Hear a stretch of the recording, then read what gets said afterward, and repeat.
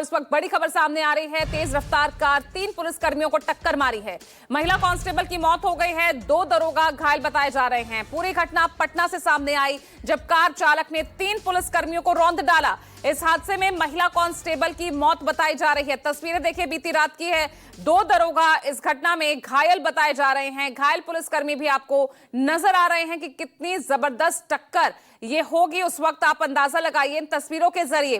Car में सवार दोनों ही आरोपियों को गिरफ्तार कर लिया गया है और ये भी आपको बता दें कि स्कॉर्पियो कार पर बीजेपी का झंडा लगा था। और देखिए कार की हालत आप देख सकते हैं। ये 3 तस्वीरें हैं जिनके जरिए समझिए बीती रात उस वक्त क्या मंजर होगा जब वाहन चेकिंग के दौरान किस तरह से इस तेज रफ्तार स्कॉर्पियो कार ने जो है 3 पुलिसकर्मियों को टक्कर मारी।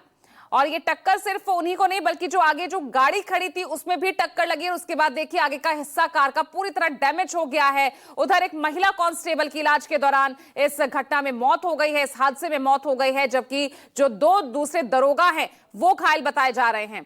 सौरभ जुड़ गए हैं ज्यादा जानकारी के साथ, स्पॉट से हमारे साथ मौजूद हैं। सौरभ, जरा तस्वीर दिखाइए किस तरह से ये पूरा हादसा हुआ। गिरफ्तारी तो हो गई है लेकिन सवाल फिर से वही सुशासन को लेकर, कानून व्यवस्था को लेकर, सुशासन के दावे भरते हुए जो सरकार दिख रही है, इस कार पर बीजेपी का ही झंडा लगा है।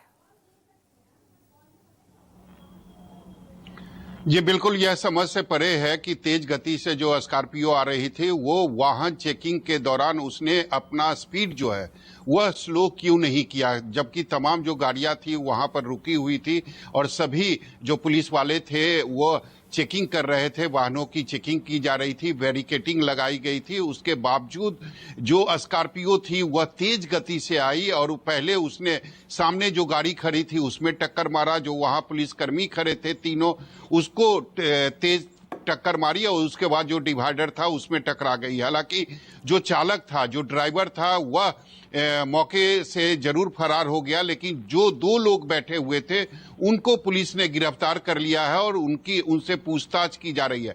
सबसे खास बात यह है कि गाड़ी में बीजेपी का झंडा लगा हुआ है और अमूमन यह झंडा वही इस्तेमाल करते हैं जो बीजेपी के नेता होते हैं और या फिर बड़े कार्यकर्ता होते हैं। तो निश्चित रूप से पुलिस अब पूछताछ के बाद ही यह खुलासा करेगी कि गाड़ी में जो 2 लोग बैठे थे उनका बीजेपी से कौन सा संबंध है, वह नेता है या फिर दूसरे की गाड़ी थी। यह सारी बातों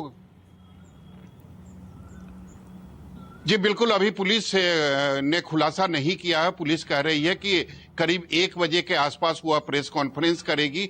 अभी उन दोनों लोगों से जिनकी गिरफ्तारी हुई है उनसे पूछताछ की जा रही है, लेकिन निश्चित रूप से बीजेपी का झंडा उस गाड़ी पर लगा हुआ है।